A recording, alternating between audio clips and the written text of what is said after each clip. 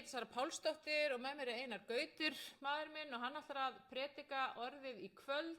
Svo ætlum ég að vera með hugleiðslubæn í lok fundar og síðan eftir fundin þá ætlum við að vera með fyrirbænir. Og það rosalega gaman að við höfum aldrei fengið svona mörg fyrirbænarefni eins og við höfum fengið í kvöld, og það þýðir bara að fólk í trú.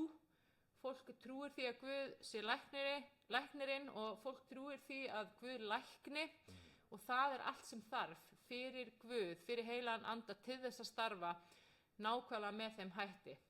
Þannig að ég ætla bara að bjóða alla hjartalega velkomna og gefa þér orðið, Einar. Gjörðu svo vel. Já, skulum leggja stundin í Guðs hendur. Kæri Jesús, ég bið þig að blessa þessa stund. Ég bið að tala inn í hjörtu okkar, skapa frið innra með okkur, ró innra með okkur og öryggi og bara leyfa okkur að finna fyrir friði þínu. Í Jesú nafni, amen. Amen. Þegar kemur að því spurninginu hvað trú, þá fólk með mjög misjafnar hugmyndir. Og ég ætla að tala trú eins og Biblían talar hana. Hvað trú? Sumir líta svo á að þú sért meira trúaður ef að þú ert svona vissar í þinni sök. Eftir því sem þú ert vissar í þinni sök, vissar það sem trúir, þá setjum við meiri trú og þá gerist meira. Sumir upplifa að þeir séu ekki trú, að það alltaf að koma hugsanir, að kannski þetta ekki alveg svona eins og ég trúi. Sumir líta svo á að trúin sé sterk að vera svona róleg með það sem við trúum og alveg viss og örugg og höfum mikla sannfæringu. En það eitt sem mjög mikilvægt átt að sjá þegar kemur á trú, að hún krafturinn í trúnni byggist ekki á okkar innri líðan. Hann byggist ekki á okkar tilfinningum og ef svo væri, þá væri trú okkur sterk ef allt gengi í lyndi, en veik ef við varum illa fyrir kölluð og með tannpínu eða eitthvað svoleiðis, sko. Trú ekki spurningin okkar innri tilfinningar og okkar innri líðan og hvort við séum 100% örugg með það sem við trúum eða ekki. Trú til að taka aðeins svona dæmi að við erum að fara til Tenerife á mánudaginn og við munum hafa 50-sföldin áfram og ætlum að gera bara frá Tenerife. Sjá hvernig það gengur og ætlum að njóta sólar og vera hérna með börnin. Ég trúi því að ég sé að fara til Tenerife á mánudaginn. Og af hverju trúi ég því? Það eina sem ég hef í höndunum tölvupóstur að ég sé bókaður í flug. Ég hef aldrei séð þessa flugvél. Og ég veit bara, ég er búinn að borga, bara það kemur fram í bankanum að upphæðin fór inn á kreditkortið mitt og ég er með bókunarnúmer og ég er með tímasetningar og ég er með flugáætlun og ég trúi því að ef ég fer á Keflavíkurflugvöll á mánudagsmorguninn þá komist ég inn í fríhöfnina og þaðan út í flugvél og það verði flogið með mig til Tenerife. Ef að ég væri með svona einhver efasemdir, kannski bara væri einhver að plata á netinu og kannski lenti ég inn einhverju svindlsíðu og svona sko, en vel að trúa því að ég sé nú samt að fara, þá kemst ég með velinni. Af því ég vel að trúa því og vel að ganga út á það sem ég trúi. Það skiptir engu máli hvort að ég sé órólegur yfir að kannski lenti inn á einhverju svindlsíðu, kannski muni þessi vel bara bila, kannski fer ferðaskrifstofan á hausinn. Ef ég vel að fara til Keflavíkur og stíga borð, bóka minn með þessum tölvupósti eða hvernig sem ég geri það þá kemst ég alla leið. Þannig að það er mjög mikilvægt að átta sig á því að við veljum að trúa. Amen. Og stundum er fólk að biðja og hugsa með sér, ég er bara ekki með nógu mikla trú til að geta fengið bænasvar. Og svo verður ekki upptekið lengur á Guði, það er ekki lengur upptekið orði Guðs, ekki að bæni sem það er að biðja, heldur að sjálfu sér hvort að ég hafi næga trú. Og þá hugsa við, næg trú er bara að ég sé nógu öruggur með það sem ég held fram. En hvort sem að þess að efasemdir eða ekki, hvort sem að koma ykkur á truflandi hugsanir eða ekki, ef þú velur í hjartaðinu að trúa, þá ertu í trú. Og trúin virkar alveg jafn mikið svoleiðis eins og þú verið sallarólegur eða róleg yfir því sem þú trúir. Af því að það gallinn, við megum semst ekki halda að við okkar tilfinningalíf stjórni því hvort við erum trú eða ekki. Trúin er fyrst og fremst val.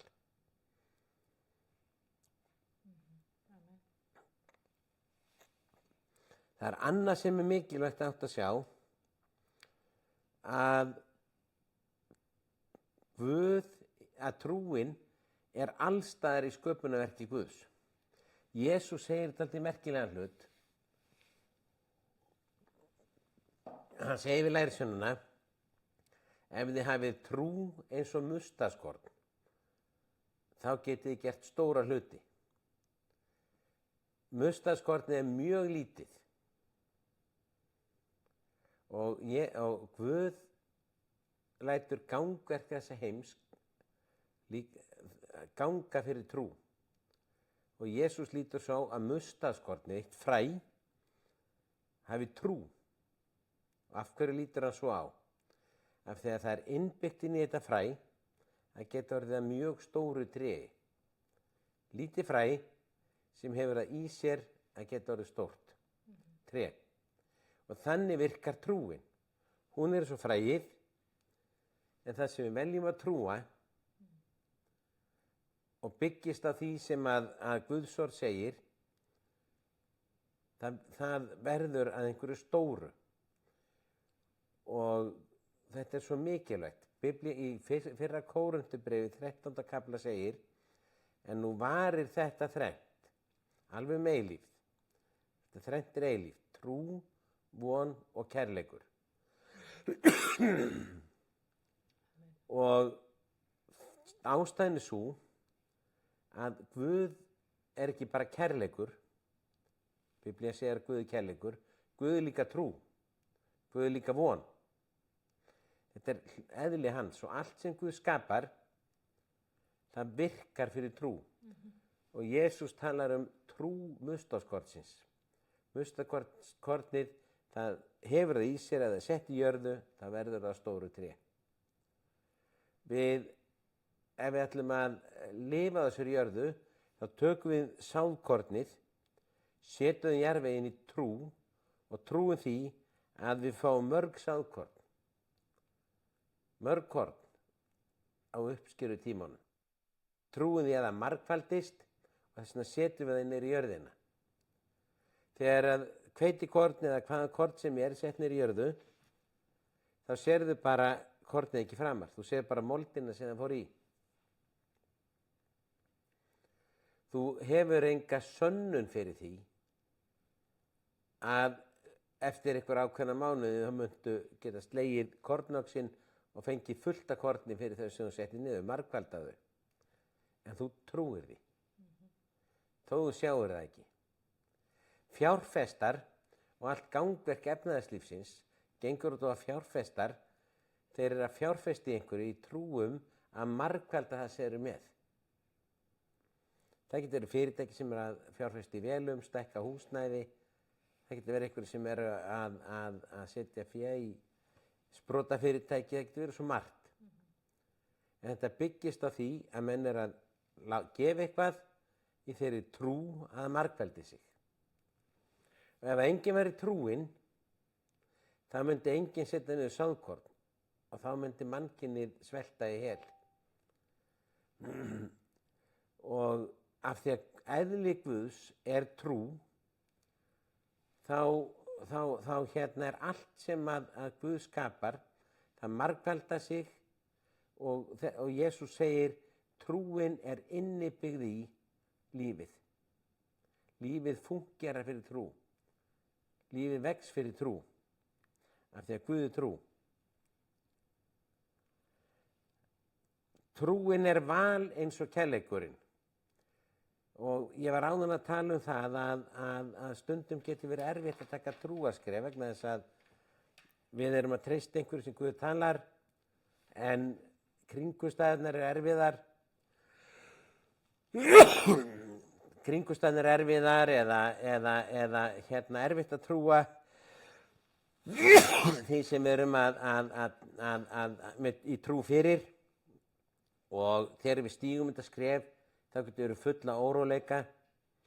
Ég man eftir einum sem að trúði því að ég er nú ekki að mæla með því nema að menn fáið alveg skýrt frá Guði, en hann átti ekki pening og andi Guðs talaði til hans, farið bara inn á veitingastað og pantaði mat.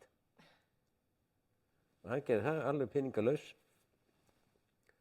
Og svo settist ykkur við hliðina á hann og fór að spjalla við hann og þegar komum með reikningin þá sagði hann, ég ætla að borga fyrir félaga minn.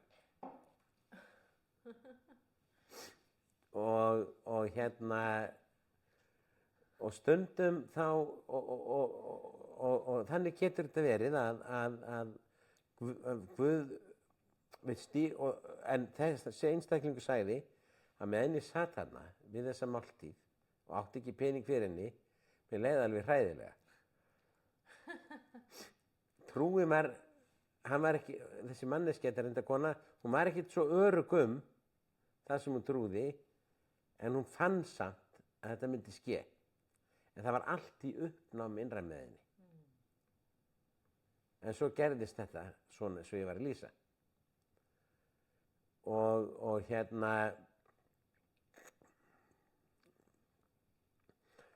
þannig að trúin er eitthvað sem við veljum. Tökum dæmi um kærleikann, bara til að bera það saman. Ef að kemur til mín einhver náungi sem að hefur reynst mér vel, skemmtilegu vinur og félagi og hann hringir í mig, heyrðu, ég var að lenda, hérna þarf það smá hjálpa, allt getur reddað mér. Ég segi, já, auðvitað maður. Og finn fyrir mikilli löngun til að gera það og gleði, vera ekkert að hjálpa honum og þá hugsa ég rosalega mikið kærleika. Mér langar bara virkilega að gera það. En svo getur komið ykkur sem vantar hjálp mína, sem er gert eitthvað með hluta, ég þola hann ekki, hann er illa líktandi, hann er leiðilegur, mér langar ekki að hitta hann. En ég tek ákvörðun. Ég sný hjarta mínu til hans, til að blessa hann, gera honum greiða, hjálpa honum. Og ég gæti hugsað að hann er svona og svona og hann er búin að gera þetta og þetta og hann var ekkert gott skilið. En kannski koma svoleiðis hugsanir að mér, en ég segi, já, ég ætla samt að snúa hjarta mínu til hans og ég ætla að hjálpa honum og hafa hjarta mitt með í því að hjálpa honum. Þá er ég að stíga rosalega stórt kærleiksskref. Miklu meira kærleiksskref heldur en þegar ég hjálpa einhverjum sem ég langar að hjálpa. Það er ekki ef ég er að hjálpa einhverjum sem ég veit að gera mér svo greiða seinna, þá er ég ekki að gera neitt annað en bara gaups. En þegar ég stíg svona kærleiksskref og vel að gera það á hjarta, þá er ég að stíga alvöru kærleiksskref. Og eins er þetta með trúna. Trú, von og kærleikur er svona einhver þrenning sem að var eilífi segir Biblían. Að þegar að trúin er ekki þægileg, þegar ég stíg út fyrir einhvern þægindramma og ég er ekki að gera nákvæmlega og allt er í uppnámi unra með mér yfir einhverju trúaskrefi, þá er það miklu meiri trú og miklu sterkari trú og miklu stærra trúaskref heldur en ef ég er að trúa fyrir einhverju sem bara auðvelt að vera í trú fyrir. Amen. Þess vegna er trúin er val, ég vel að trúa einhverju og ég vel að hafa hjarta mitt í því sem ég trúi og það er val. Og það er svolítið, og trúin, hún er ekki bara úti í loftið. Biblían segir í Hebreabréfinu 11. kafla trúin er fullvissa það sem menn vona, sannfæring þá hluti sem ekki rauða sjá. Og takk eftir þessu orðafæri hluti. Guð ekki að láta okkur trúa einhverju bara sem við ímyndum okkur. Guð talar sitt orð til okkar, getur verið gegnum Biblíuna, getur verið á annan hátt, en hann talar til okkar, þannig að Guðs orð það sem við byggjum trú okkar á. Ef Guð talað og við göngum út á það og veljum að trúa því sem Guð segir, þá virkar það ef við gerum það hjarta, jafnvel þótt allt sé uppnámi innra með okkur að kannski setja bara eitthvað algjört flopp. Og svo koma hann að dæmu menn sem að stigu trúarskref. Áður segir í Hebreabréfinu, fyrir trú skiljum við að Guð skapaði heimana með orði sínu og að sýnilega varð til af hinu ósýnilega. Það er ósýnileg veröld til og þessi veröld sem við getum þreifað á, hún er búin til úr henni. Í trú þá sjáum við hluti sem eru til í hinn ósýnilega veröld. Við erum ekki að sjá eitthvað sem er ekki til. Biblían segir trúin kemur frá orði Guðs og það er það sem við tökum við og veljum að trúa. Þannig og þá trúum við því sem ekki séð þegar Guðs orð talar það. Og svo er nefnt dæmi Abel bar fram betri fórn en Kain og það var því Abel trúði orði Guðs að syndin er það sem leiðir til dauða, ég ætla ekki að fara út í það núna. Og uppáhaldið mitt er Nói, sko. Hann fær orð frá Guð að það komi flóð og byggir heila örk á þurru landi og ég var ekkert að skoða málin í Biblíunni og örkinni. Þetta er alveg svakalegt skip, sko, sem hann bjó til. Og þetta hefur verið ríkur maður, hann hefur þurft að nota fullt af vinnuafli, kannski þrælu, ég veit það ekki, en þetta var ekkert, sko, hann var ekkert eins og í teiknimyndunum einn að smíða, sko. Það hefur þurft, sko, 1000 manna til að smíða þetta skip. Og hann var lengi að því. Ég hefði aldrei meikað þetta, sko. Nói hafði miklu meiri trú, ég hefði ekki ennst í áratugi að smíða skip á þurru landi, ég get alveg sagt það. Ekki að Guð kemur þá og talaði til mér aftur og aftur, sko. Og Abram, hann fer bara út fyrir þægindarammann úr landinu sem hann bjó í til að fara til staða sem Guð ætlaði að sýna honum seinna og gerði það. Þannig að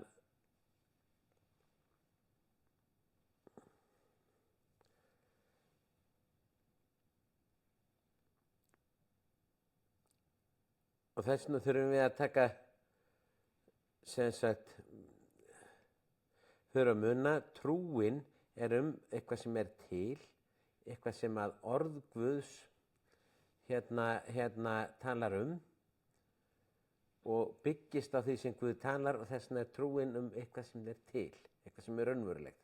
Það er bara ekki hægt að sjá það með berum augum. Og hún er ekkert út í loftið, sko. En þá kemur dálítið skemmtileg saga að vændiskonu sem að rak gististað í borginni Jerikó fyrir 3000 árum síðan rúmum og það sem að hún gerði, hún rak gististað og þar var sem sagt og hún seldi blíðu sína og kannski einhverja fleiri þarna, það kemur ekki alveg fram, þetta var í borginni Jerikó. Og hún tók trúarskref. En hún gerði það ekki af kærleika, hún gerði það ekki af einhverju göfugu hugafæri, hún trúði á ákveðnum hlutum og tók allar ákvarðanir út frá því sem hún trúði. Og það sem gerist er það að Ísraelsmenn voru sendu njósnara til borgarinnar Jerikó til að athuga hvernig borgin væri víggirt, hvað væri mikið varnir í borgin á þeir réðu staðinni og þetta var bara svona leyniþjónustu starfsemi. Og allir í Jerikó voru fleimtri slegnir yfir Ísraelsmönnum því að þeir voru búin að sigra svo marga konunga. Og þeir eru að tala um konunga, sko, þannig að þetta voru bara kannski konungar yfir borgum sem voru ekkert stórar á nútíma mælikvarða og í raun og veru, og það var allt morandi í konungum og örlitlu svæði. Það voru allir hver annan mannan og þetta voru allir að berjast við alla. Og þarna komu Ísraelsmenn og voru ætlaði að stofna víðlent ríki miðað við svona sem þá tíðkaðist. Og þeir koma hérna inn í borgin, einhverjir tveir njósnarar þykjast ekkert vera Ísraelsmenn, heldur bara þykjast vera bara aðkomu menn að þælast hann inn. Og þeir náttúrulega bara gera það sem allir gera, að spyrjast fyrir gististað í borginni. Og þá farið þeir gistiheimili sem að þessi kona Rahab rak. Nema það fór ekki betur en svo að þeir sem voru í borginni, þeir föttuðu að tveir njósnarar væru komnir. Og þeir fara til Rahabs þar sem hún rak gististaðinn og segja láttu okkur fá mennina sem komu til þín því að þeir eru að kanna landið. Og Rahab, hún sækir báða mennina og felur þá. Og svo fer hann og segir við þá sem voru að spyrjast, eru það? Jú, það er alveg réttir komið til mín, en þeir eru farnir í ekki hvað varðum þá. Og svo þegar að kom myrkur og réttaður nátt að loka borgarhliðunum, hún segir þegar kom myrkur átt að fara að loka borgarhliðunum, fóru mennin í burtu, við ekkert hvert þið fóru. Og síðan kemur hún til þessara manna. Og þeir voru ekki lagst til, og hún faldi upp á þaki og segir við þá, ég veit að drottin hefur gefið ykkur landið, við erum skelfingu lostinn og allir íbúarlands smátt var nótt af ykkur. Við frétt hvernig drottin þurrkaði upp vatni í Sefhafinu fyrir framan ykkur, þegar þið héldu út úr Egyptalandi og hvernig þið fórum í báða konunga Amorita.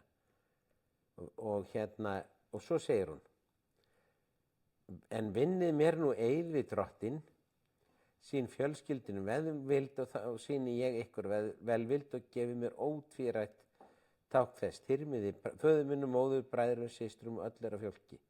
Bjargið okkur frá dauða. Og það sem hún gerir, hún trúir því að Guð Ísraelsmanna sé sterkar en guðirnir sem að vernduðu Jerikó. Og hún trúði því að hann væri með Ísraelsmönnum og hún trúði þessu öllu. Og allt sem hún gerði, það var bara til að vernda eigin hagsmuni. Hún var ekkert að biðja að reyna að vernda fólki í borginni, bara föður sínum, móður, bræðrum, systrum og öllu fólki þeirra. Og hún í raun og veru bara setur þeim úrslitakosti, annaðhvort vinniði eið að því að þessu fólki verið þinnt, eða þið bara verðið teknir til fanga og teknir að lífi. Þetta er eins og í myndinni Godfather þegar að mafíósin kom og sagði ég ætla að gera þér tilboð sem þú getur ekki hafnað. Hún gerði þeim tilboð sem þið gátu ekki hafnað annarkvort líf þeirra eða vinna þennan eið. Og mennirnir gátu náttúrulega ekki gert annað en að lofa henni þessu. Og sögðu við hana og þannig sluppu þeir.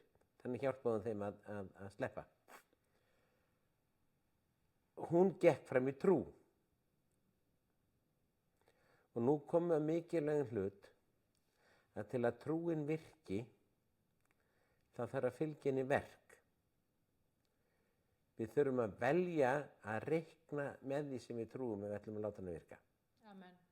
Ef að ég trúi því öllu hjarta að ég sé með miða sem muni koma mér til Tenerife. Ég hef ekkert annað en bara eitthvað tölvupóst sem er hjá mér í tölvunni og eitthvað sem ég get prentað út. En ef ég segi, ég er alveg sannfærður það að ég er með miða til Tenerife, ég er alveg sannfærður að ég trúi þessu öllu mínu hjarta, en ég stíg ekki upp í bílinn, ég fer ekki til Keflavíkur, ég fer ekki inn í Fríhöfnina, búin að lofa strákunum bollum, við förum út á bolludaginn, og ég fer ekki inn í vélina, þá fer ég ekki til Tenerife, þó ég trúi í hjarta mínu að ég sé mig með til að fara. Og það sem Rahab gerði, hún trúði ekki bara að Guð Ísraelsmanna væri svona sterkur. Hún gekk út á það. Allt sem hún gerði og reiknaði með og vann að og hvernig hún spilaði á hlutunum, það miðaðist allt við að ganga og reikna með því sem hún trúði.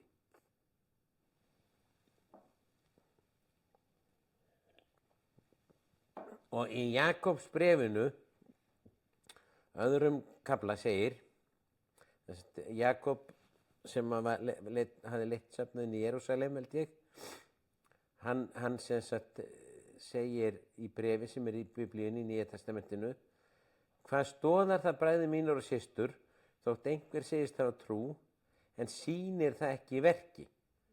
Mun trúin geta frelsaðan. Bara skýrt dæmi þetta að fullt af fólki sem trúir því að Jesús sé frelsari heimsins.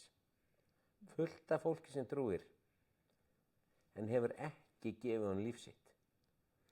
Hefur ekki komið til hans og gert hann að drottni í lífi sínu. Þá gagnast það þeim ekki að trúa því að Jesús sé frelsari heimsins. Það gagnast þeim ekki að trúa því að Jesús hafi dáið fyrir syndir þeirra, ef við komum ekki til hans og afhendum honum líf okkar og leggjum því í hans hendur. Amen. Trúin verður að hafa verk. Við verðum að ganga fram í því sem við trúum til að virki. Þess vegna tók ég þetta dæmi, það gagnast mér ekkert að trúa því að miðinn sem í tölvunni geti komið til Tenerife, ég fer ekki upp í bíl og keyri til Keflavíkur og fer upp í vélina. Það gagnast engum að trúa því Jesús er frelsari heimsins og frelsari minn, ef að ég kem ekki til hans til að taka við því lífi sem hann hefur að gefa mér. Og þess vegna segir í Jakobs bréfinu, hvað stoðar það bræður mínir og systur, þótt einhver segist hafa trú, en sýni það ekki í verki. Mun trúin geta frelsaðan. Ef bróður og systir eru nakin og vantar daglegt viðhafur, eitthvað segir við að farið í friði, vermið ykkur mettið, en gefið ekki það sem líka með þarnast, hvað stoðar það? Þú getur sagt við eitthvað sem er svangur, farið að fá þér að borða, en hann verður ekki saddur um að gefa hann mat. Og trúin, þess vegna segir Páll, Jakob, eins líka trúin ein og sér dauð, vantana verkin. Það dauð trú að trúa að Jesús sé frelsarinn, ef við komum ekki til hans með okkar líf. Það er dauð trú að trúa því ég sé að fara til útlanda, en fara ekki til Keflavíkur í flugstöðina. Og svo segir Jakob, en nú segir einhver, einn hefur trúan að verkin, sýndu mér trú þína án verkana, og ég skal sýna þér trúna að verkum mínum.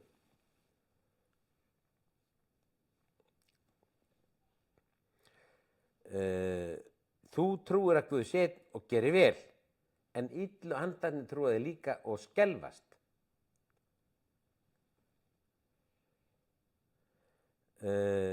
Fávísum maður viltu ekki láta skiljast að trúin er ónýtan verkana. Réttlætist ekki Abraham faðir okkar að verkum hann lagði son sinn Ísak á altarið. Og trúin fullkomnast í verkunum, það er ekki átt við góðu verkin. Við erum ekki undir lögmáli. Það er ekki átt við það að þú þurfir að vera að sýna kærleika og vera góður og fullkominn og gera aldrei neitt rangt. Það er ekki verið að tala um trú og svo góðverk. Það er bara verið að tala um verkin. Lúther skrifaði heila pistilum og bókum góðverkin af því hann miskildi Jakobsbréfið. En það var mjög góð bók og mjög gott sem hann sagði, en rótin var byggð á miskilningi á Jakobsbréfinu. Jakob er ekkert að segja að þú er að vera góður til að frelsast. trúa á Jesú og vera síðan góður. Hann er að segja, þú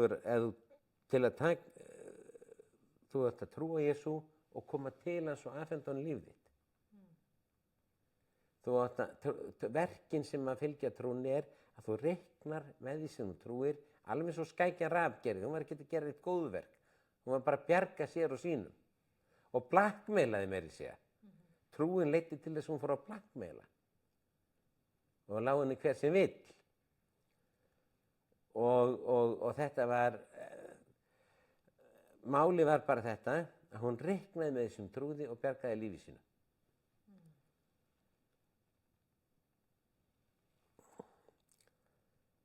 Og nú skulum við fara í Rómverjabréfið, 10. kafla, þar sem er talað heilmikið trú. Systkin, það er hjartans ósk mín og bæn til Guðs, þannig Páll postuli að tala, að þeir megi hólpni verða. Og þannig er hann að tala gyðinga, en hann segir í 4. versi, en Kristur leiðir lögmálið til lykta, svo nú réttlætist sér hver sá sem trúir. Í Jóhannes 3:16 sagði Jesú við Nikodemu sem að hann átti næturfund með, því svo elskaði Guð heiminn, hann gaf son sinn eingetinn, til að hver sem á hann trúir, glatist ekki heldur að eilíft líf. Hver sem á hann trúir, glatast ekki heldur hefur eilíft líf. Þannig að trúin er gríðarlega mikilvæg. Trúin er inngangurinn í eilíft líf. Trúin er leið frá lífi frá dauða til lífs. Og Páll segir,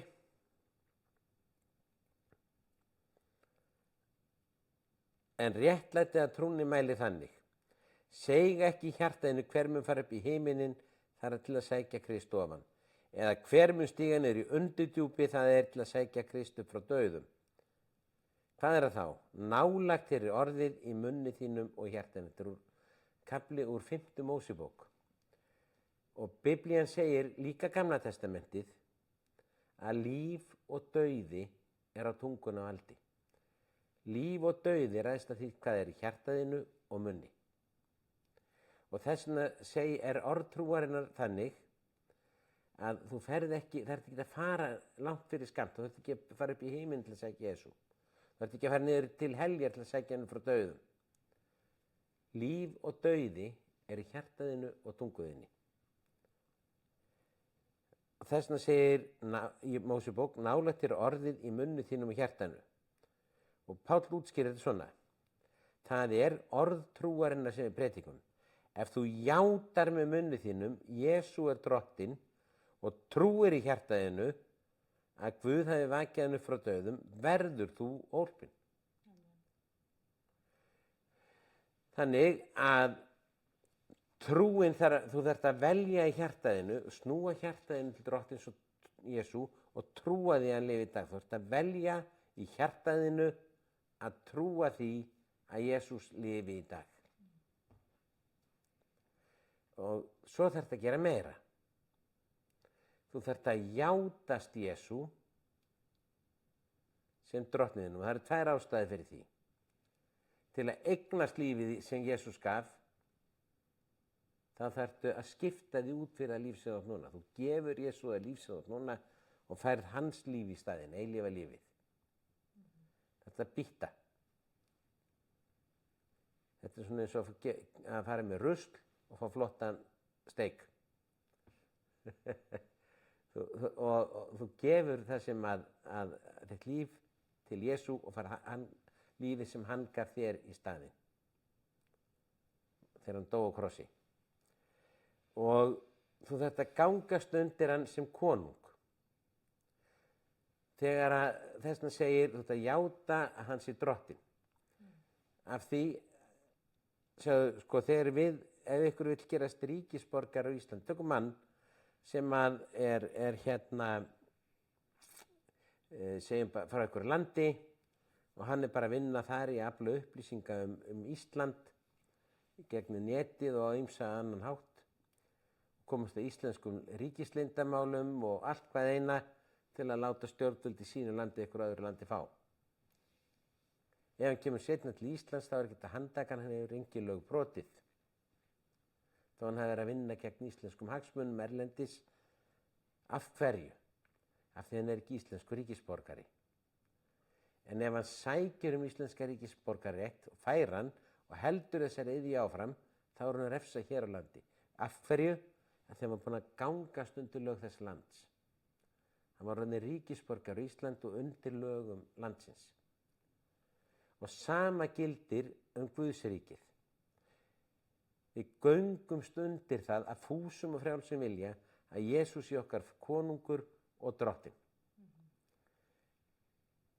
Og við getum ekki gengið inn í Guðsríki og hafnað Jesú leið sem konungi. En þegar þú játar hann sem konung, sem drottinn í lífiðinu, þá gengur undir það. Þú ert ekki í Guðsríkinu með þessi Jesús ríkir. Hann ríkir ekki í þínu lífi nema þú gangist undir það að hann sé þinn drottinn og þinn Guð. Og þess vegna segir Páll, ef þú játar með munn, og það eru verkin, þú játar með munninum Jesús er drottinn og gefur hann þitt líf, þú leggur líf hans í hans hendur, þú gerir hann að þínu drottni. Það eru verkin. Afhenda honum líf þitt og taka við hans lífi. Og svo er það trúin í hjartanu, þú velur í hjartanu og trúa því að hann lifi í dag. Og Páll segir, ef þú með hjartanu er trú allir réttlætis, með munninu játa allir hjálpræðis. Amen. Og hann segir, hver sem ákalla nafn drottins verður hólpinn. Nafn drottins er Jesús. Þegar við talum drottinn í Nýja testamentinu er átt við Jesú.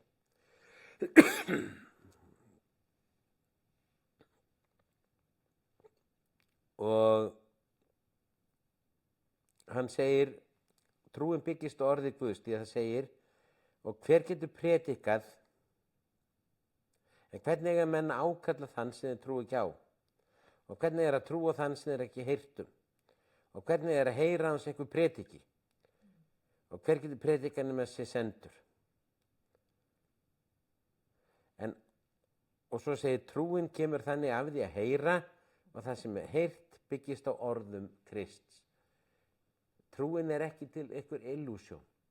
Trúin er ekki einhver ímyndanir eitthvað sem er ekki til. Trúin byggist á orðum Krists.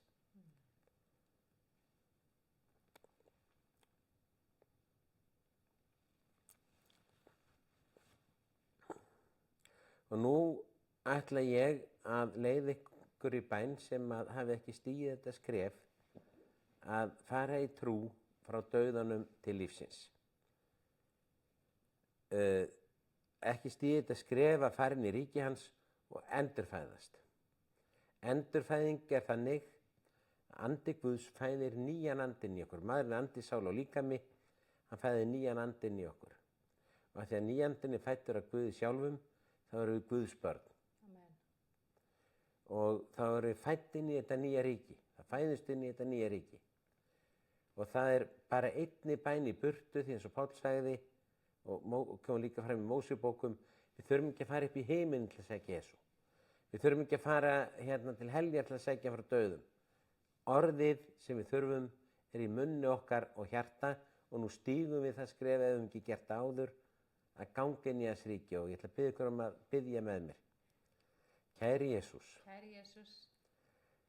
Ég gef þér líf mitt. Ég gef þér líf mitt. Og ég vel að trúa því. Ég vel að trúa því. Að þú lifir í dag. Að þú lifir í dag.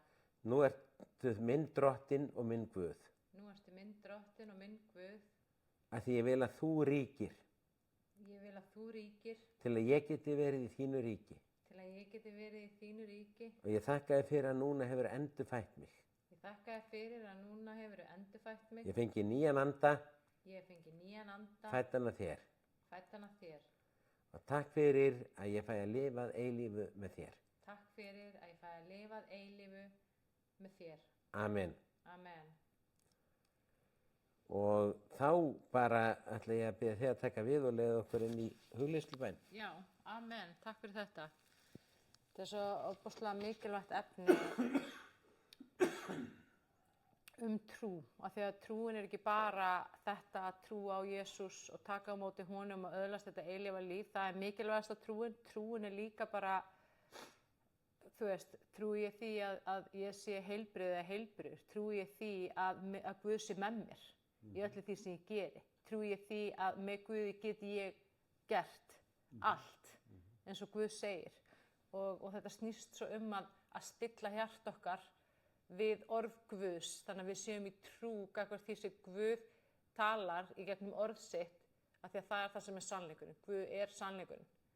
Og það er bara svo mikið áreiti og miklar upplýsingar þarna úti að stundum verðum að bara upplifum bara svona, þetta er yfirþyrmandi, en sannleikurinn sjálfur er Guð og hans orð. Þannig að við þurfum að grundvalla okkur í því. Amen. Við ætlum að taka svona 15 mínútur í hugleiðslubæn, leitri hugleiðslubæn, þar sem við ætlum að skipta okkar eigin mannlegu trú út fyrir trú Jesú Krist eða trú Guðs, og við ætlum að gefa Guði hjart okkar og biðja hann að lýsa það upp og fylla það af trú, fylla það af hans ljósi, friði og kærleika og von. Og síðan ætlum við að eiga bara hljóðastund í nærveru Guðs, þar sem við ætlum að bjóða heilagan anda velkominn og gefa honum bara svolítið frjálst val til þess að starfa með þeim hætti sem hann vill og hlusta á Guð. Síðan eftir hugleiðslubænina, þegar henni er lokið, að þá verðum við fyrirbænir og við erum með langan lista af fyrirbænarefnum sem hafa komið hérna inn, sem er stórkostlegt, og það sýnir að það er mikil trú þarna úti, trú fyrir lækningu og kraftaverkum. Amen.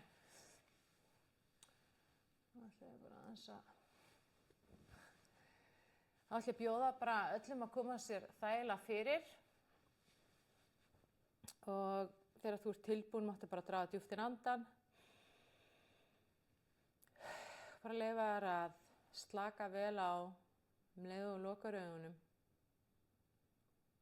Og ég bara legg þessa hugleiðslubæn í þínar hendur, Drottinn. Ég legg hvern og einn sem er að hlusta í þínar hendur. Í Jesú nafni þakka ég fyrir að þinn vilji, þín lækning og þín stórkostlega umbreyting er að fara að eiga sér stað hér í kvöld. Amen. Og hugleiðslubænin virkar bara þannig að ég ætla bara að fara með bæn og þú mátt endurtaka bara í hjartanu þínu þessa bæn, hafa hann eftir mér og gera hann að þinni ef þú vilt.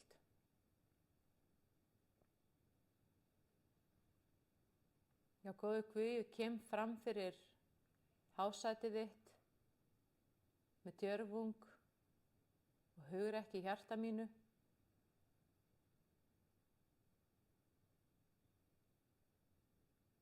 Og ég kem bara með líf mitt og hjarta mitt fram fyrir þig, Jesús, og ég afhendi það til þín. Ég þakka þér fyrir, Jesús, að þú gefur mér nýtt hjarta. Ég þakka þér fyrir að þú gefur mér nýtt líf.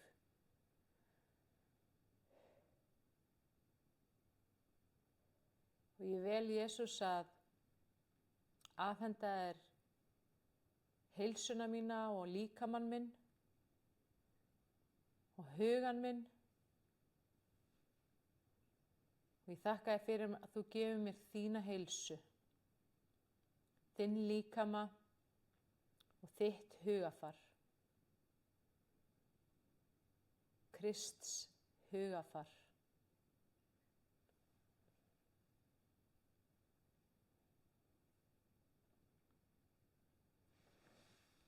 Og ég vel, Jesús, að taka í trú við því kraftaverki sem að þú vannst þegar þú gafst líf þitt á krossinum fyrir sálina mína. fyrirgefningu syndana, lækningu allra sjúkdóma, hvernig þú afmáðir alla skömm,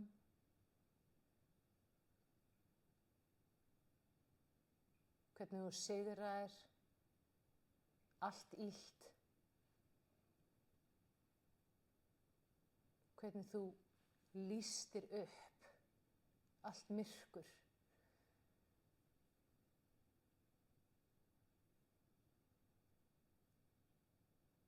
Hvernig þú gafst von. Og ég tek við þinni von, Jesús, inn í hjarta mitt núna. Í Jesú nafni.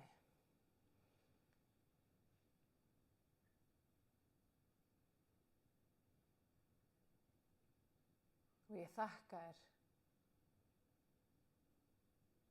af öllu mínu hjarta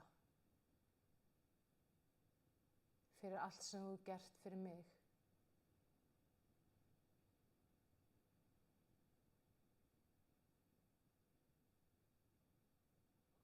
Og ég vel, Jesús,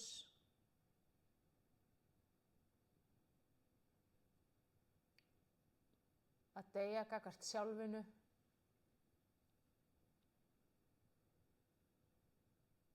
og krossfesta holdið með ástríðum þess og gyndum. Og ég tek upp minn kross og ég fylgi þér, Jesús. Af því að þú sagðir að sá sem fylgir þér mun aldrei ganga framar í myrkri. Og ég vel að stíga inn í þitt ljós.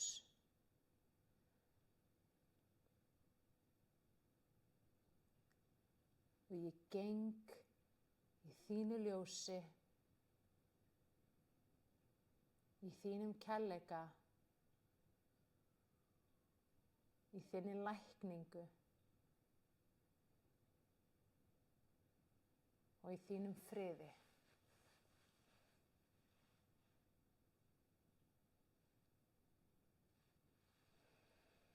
Og ég kem fram fyrir þig, Guð, og ég afhendi þér mína trú og ég afhendi þér alla vantrú.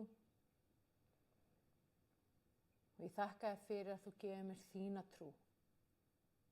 Guðlega, yfirnáttúrulega, stórkostlega trú inn í hjarta mitt núna.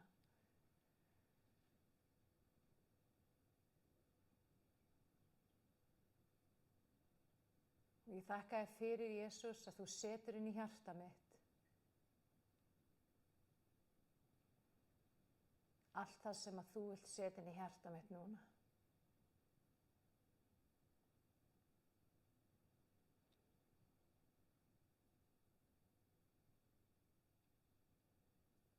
Og ég vil að setja þig, Jesús, allra efst í hjarta mitt, ofar öllu öðru.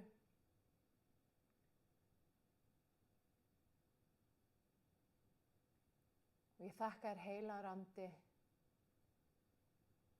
að þú fyllir hjarta mitt núna.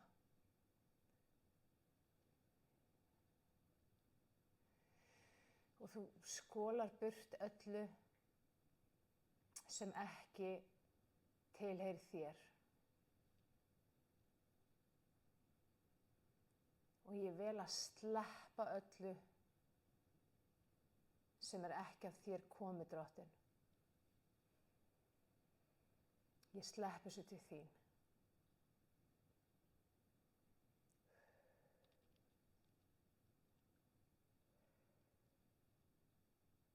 Og ég þakka þér fyrir, Jesús,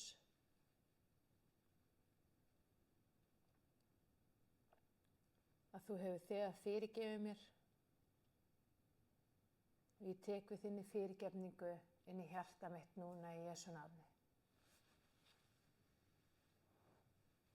Og ég vil að fyrirgefa sjálfur mér núna. Ég fyrirgef fortíðinni og öllu sem hefur gengið á og átt sér stað. Og ég afhenda hana til þín inn í ljósið þitt.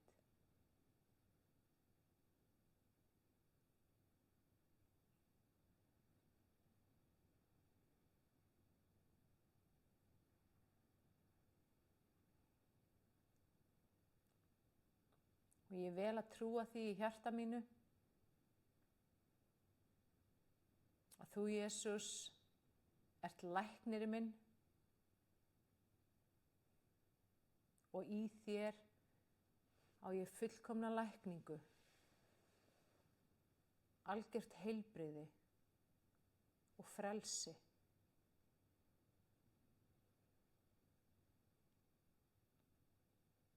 Af því að fyrir þínar benjar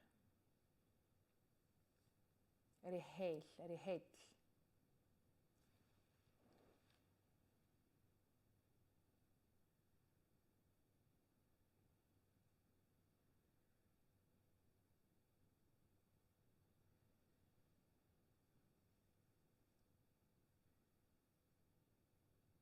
Núna fer ég og færi mig nær þér, Guð.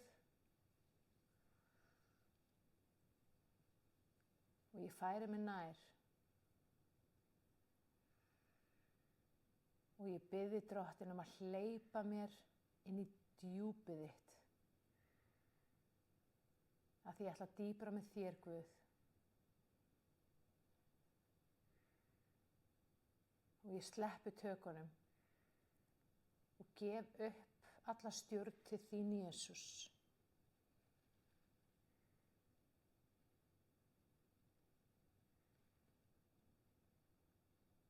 Ég treysti þér.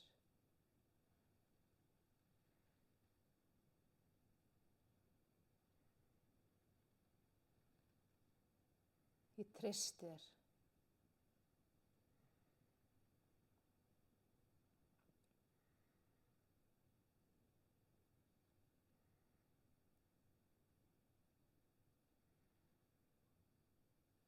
Og ég þrái meira af þér í mínu lífi.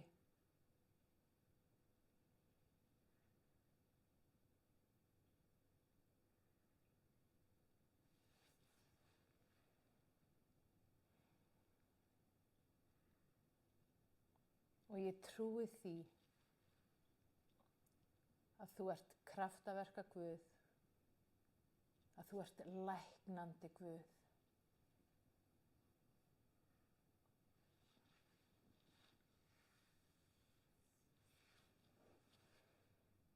Nú ætlum við bara að taka svona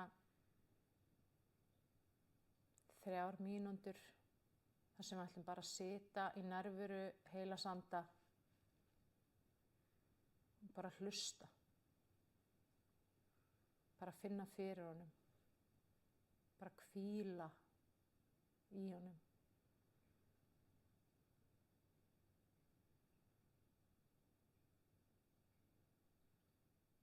Ég vel að hvíla í þér, Guð, og þínu ljósi og hlusta á þig núna.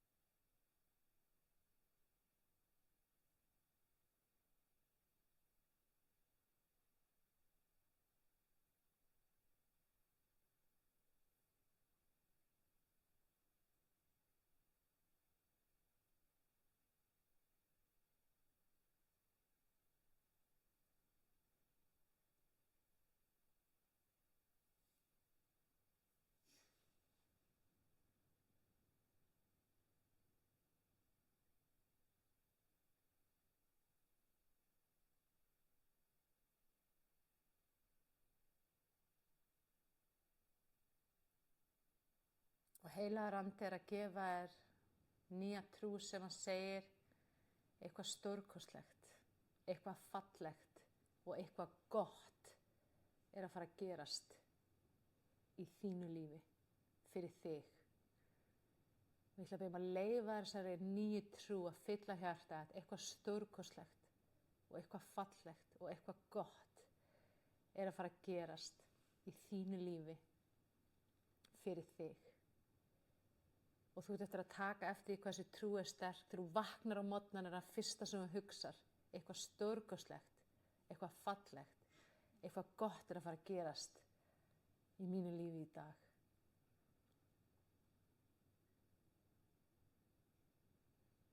Af því að Guð er með þér og Guð er að fara að sýna þér meira og meira. Í Jesú nafni. Amen. Amen.